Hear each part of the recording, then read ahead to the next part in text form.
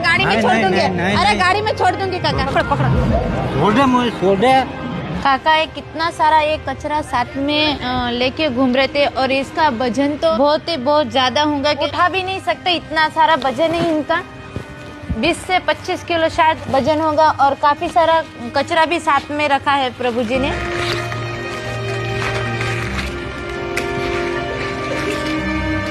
और तो जिस तरह से उन्होंने कचरा साथ में लेके वो काफी दिनों से वो रोड के ऊपर चल के कानपुर जा रहे थे, ऐसे बोल रहे थे कि मैं कानपुर चल के जा रहा हूँ, काफी दिनों से चल के जा रहे हैं। कपड़े भी देख सकते हैं, मट्टी और अच्छी कड़क कपड़ा हो गया उनका। ओहो। तो दोस्तों पाँव की भी हालत आप देख सकते हो, काफी दिनों के नहाया नहीं होगा उन्होंने, शायद काफी दिन हो गया होंगे। पाँव भी देख सकते हो आप, न नहाने की वजह से काका के पूरे चमड़ी के ऊपर मट्टी जम चुकी है, ये देख सकते हो। चलो ना